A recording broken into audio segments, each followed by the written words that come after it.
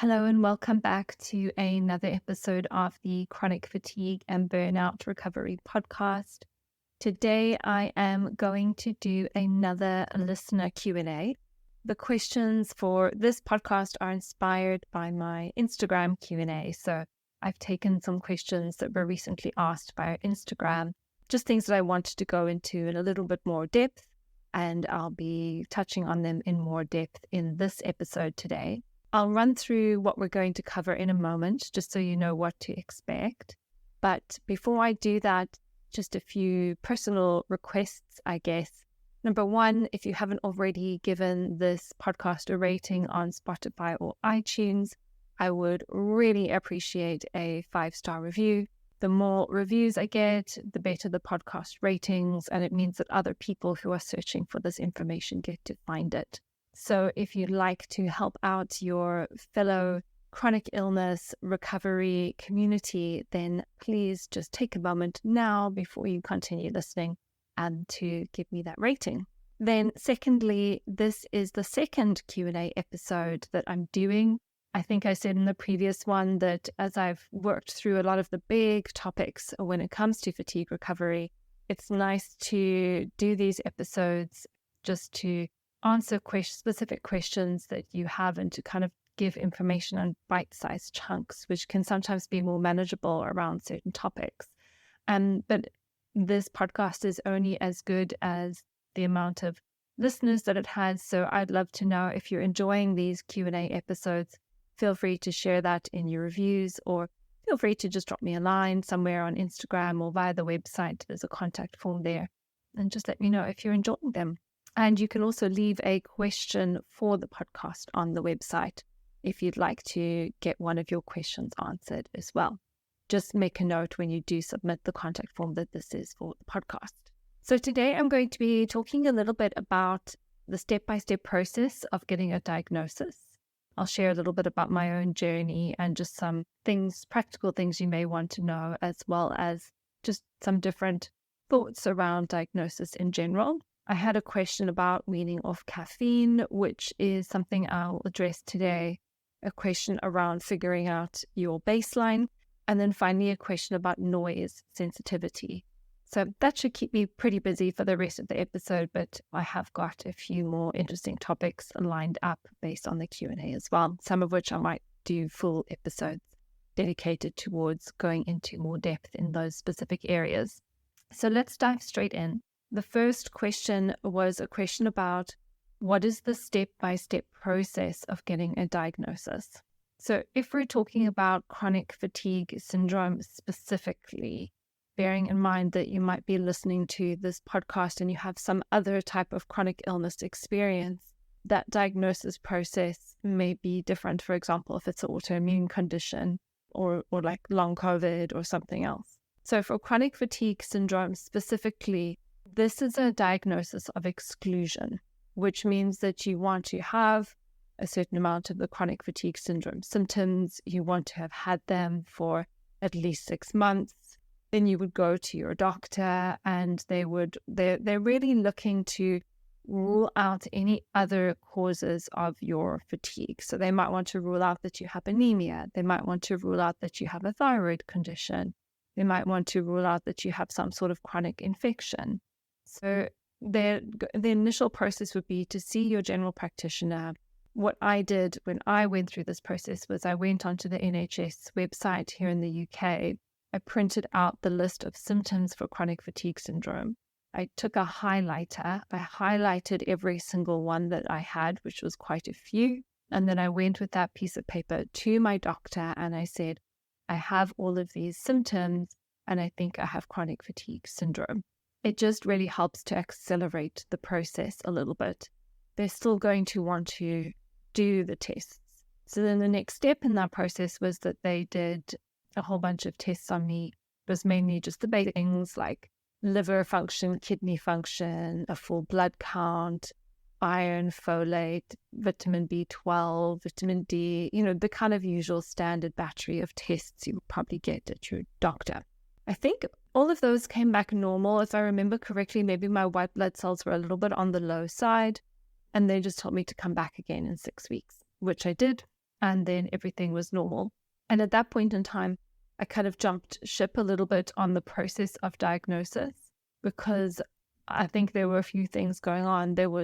I just felt very overwhelmed, and the idea of constantly going to like appointments and stuff, it was just too overwhelming for me. The other sort of factor involved was also that I was like, what am I going to do when I do get this diagnosis? Because it doesn't really change anything. I still need to work out how to support myself moving forward. So instead of getting an official diagnosis, I actually started the process of self-healing, so to speak. And I began working with a functional medicine practitioner at that point in time. And that process was very helpful.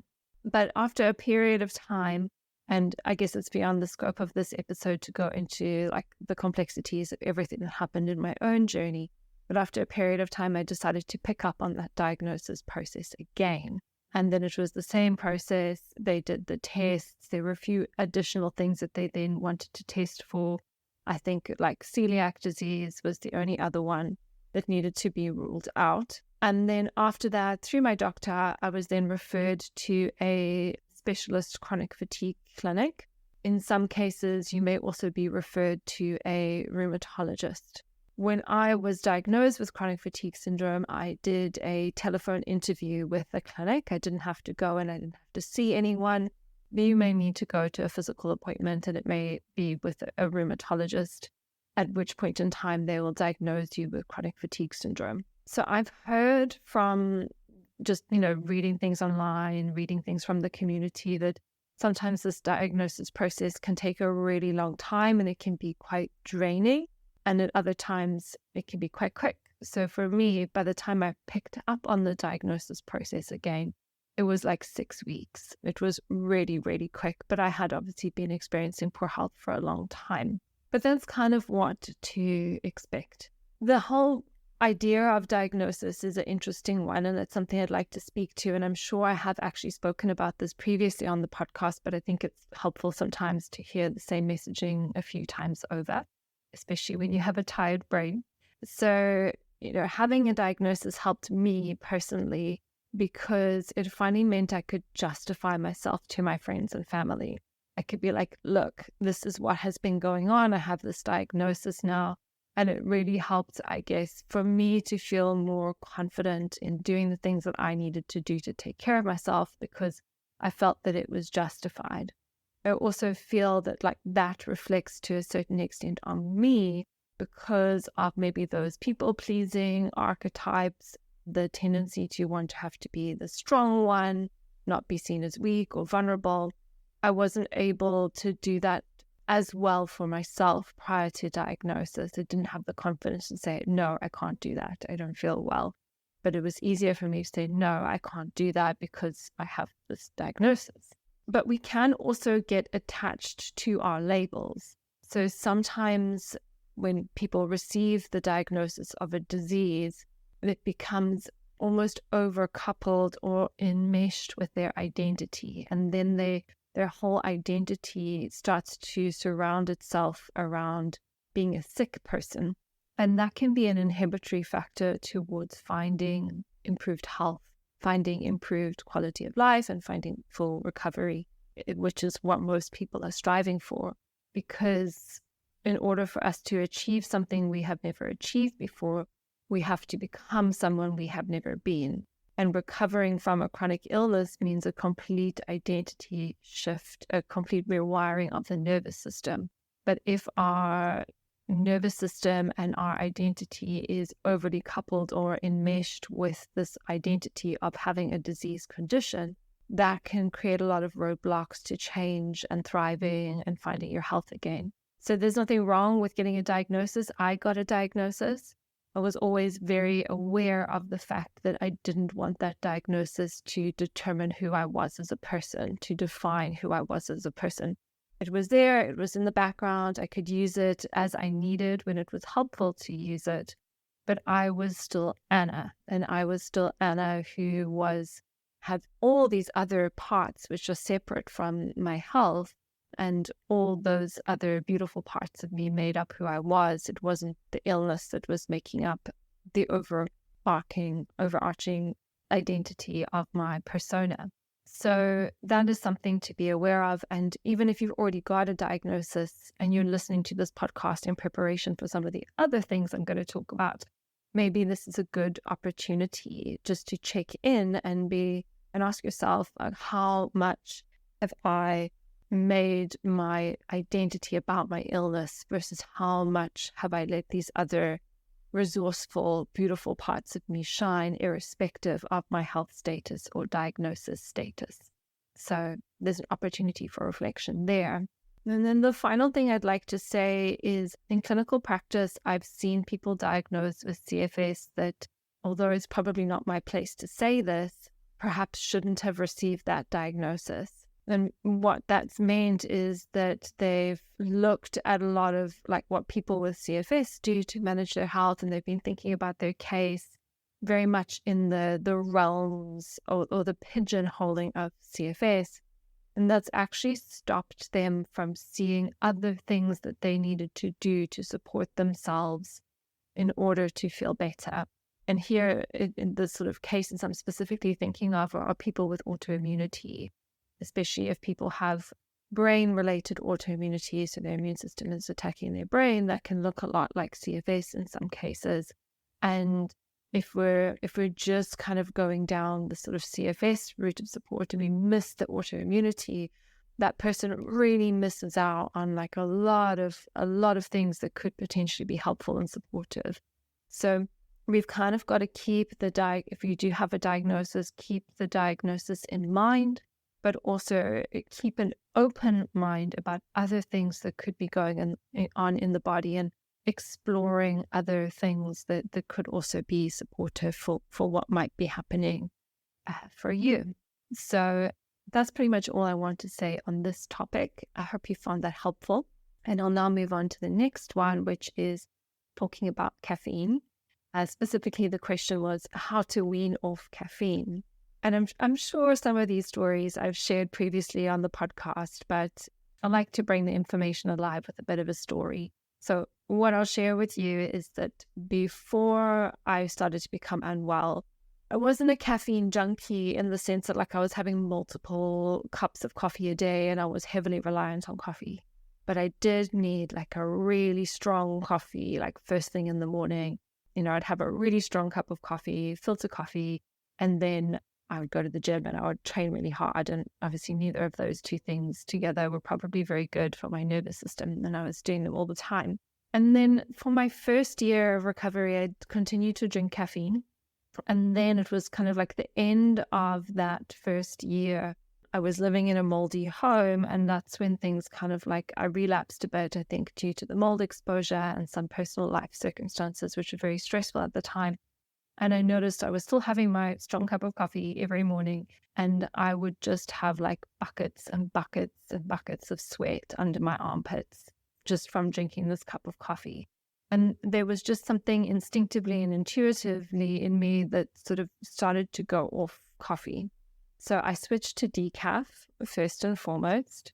And then after a while, even having the decaf every morning, it just felt like my system didn't want it.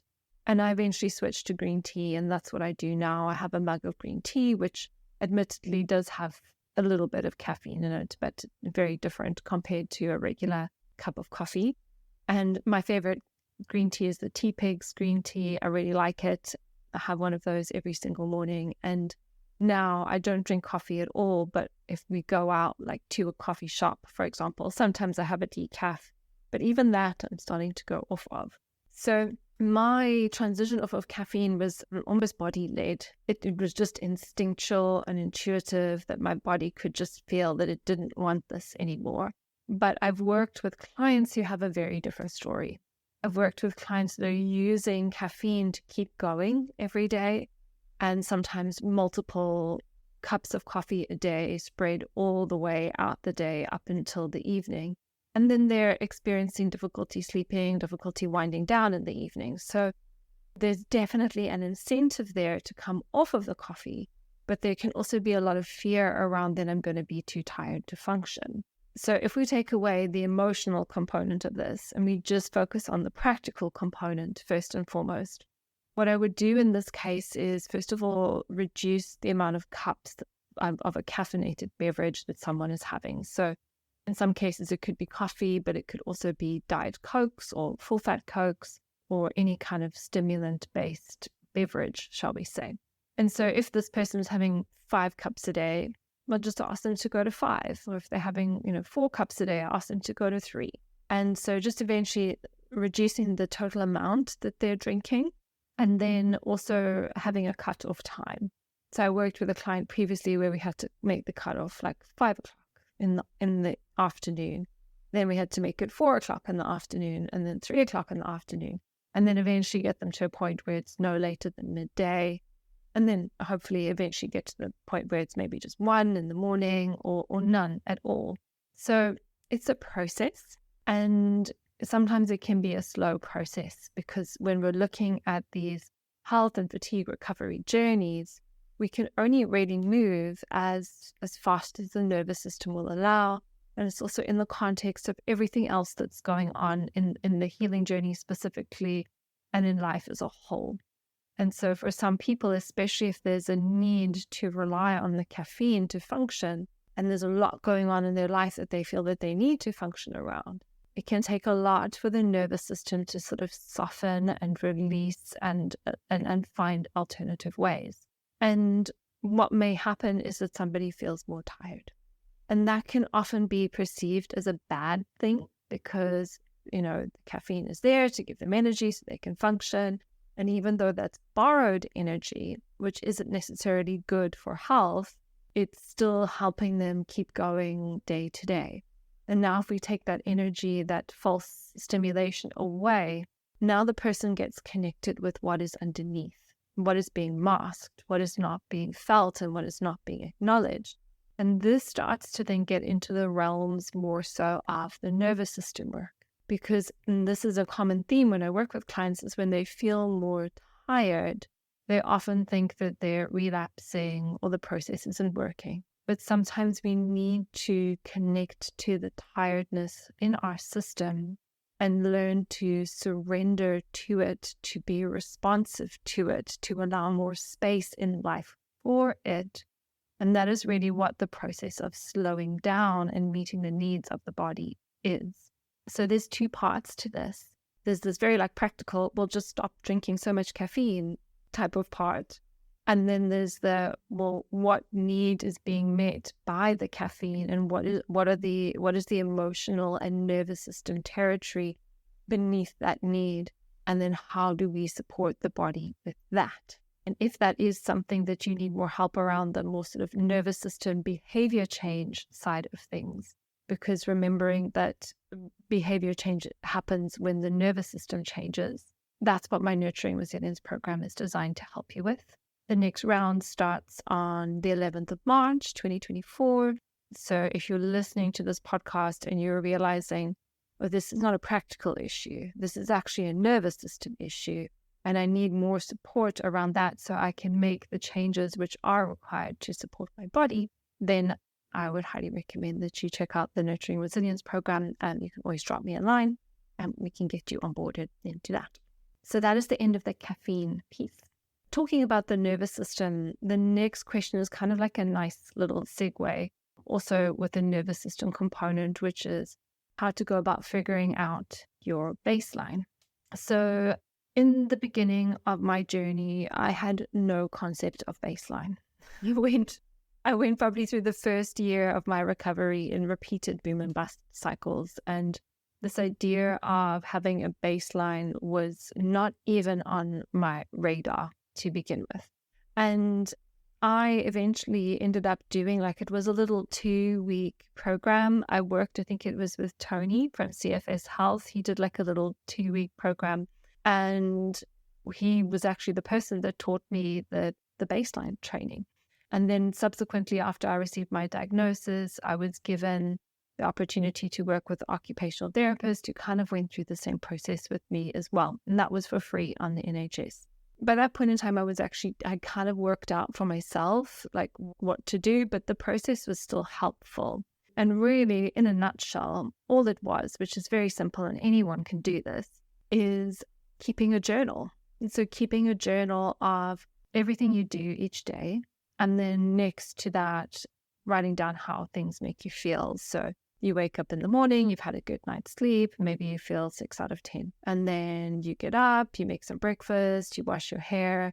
Now you feel like a 4 out of 10. So there's been an energy dip there. So that logically, it makes sense not to do any more. If you've dipped from a 6 to a 4, don't do any more. But if you go and lie down for an hour or do some restorative yoga or sit outside in the sunshine or you cuddle your cat or whatever it might be, energy is back up at 6.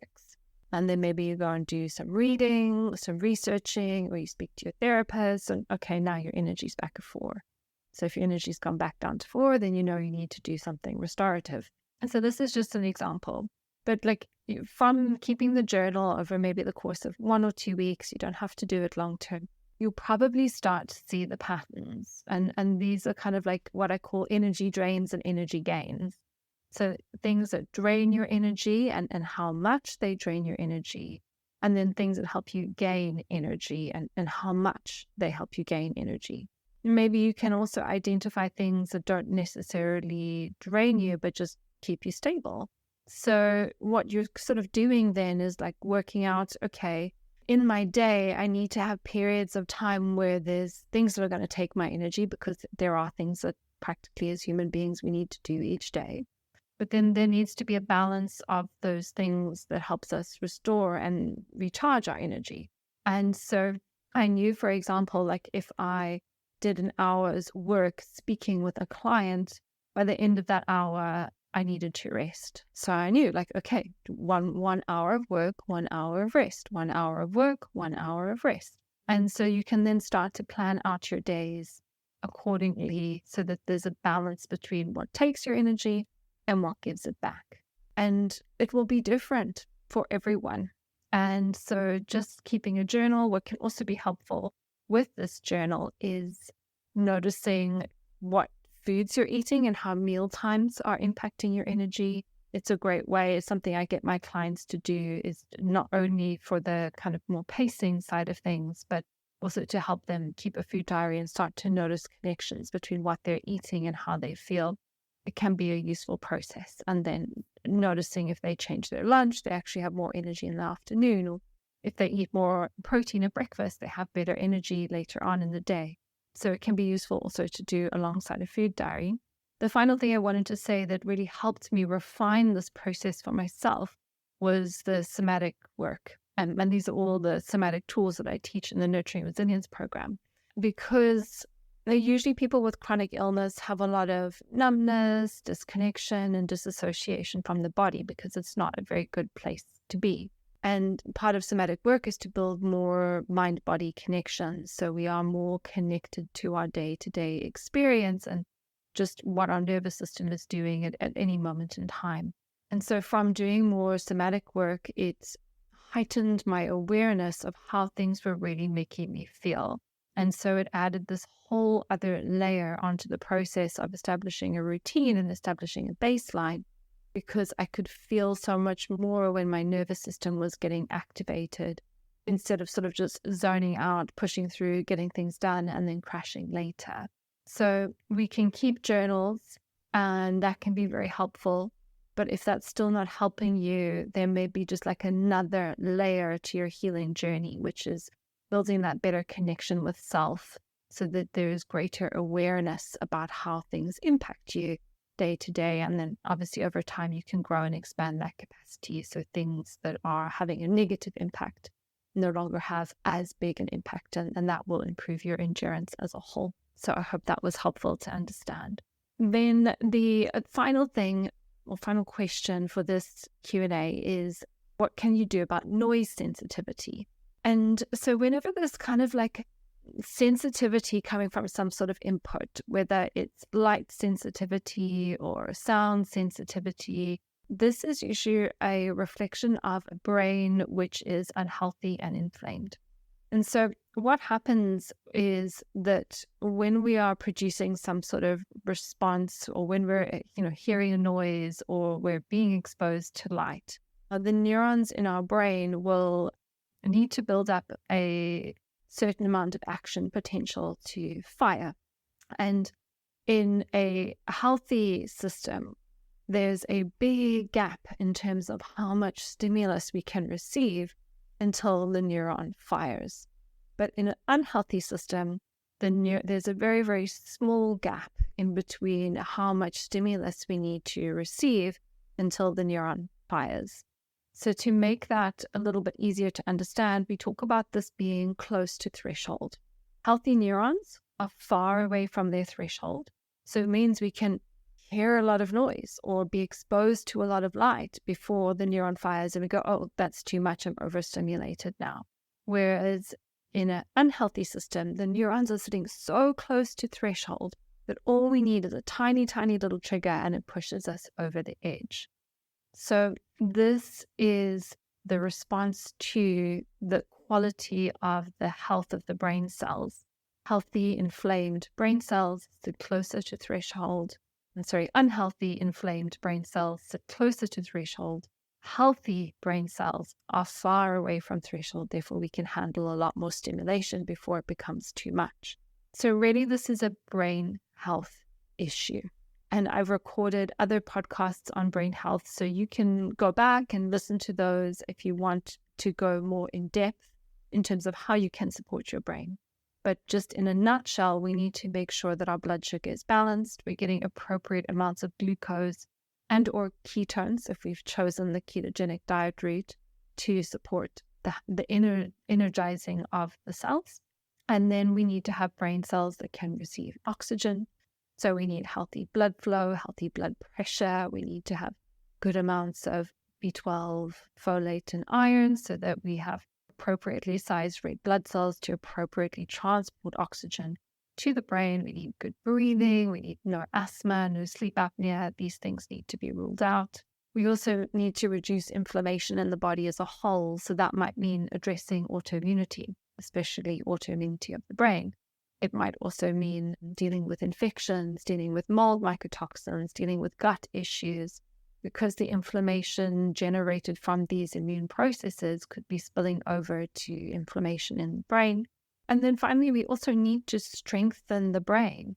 So if we are sensitive to noise or sensitive to light, then in the short term, we need to obviously withdraw stimulation while we support the health of the brain cells.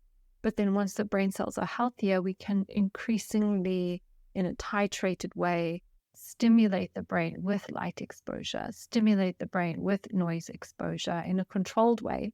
And then over time, we actually build up the strength in the mitochondria in the neurons again, and we can have more brain energy. So just like in the gym, we'll go to the gym, you work out your muscles, you come home, you refuel, you rest, the muscles go stronger.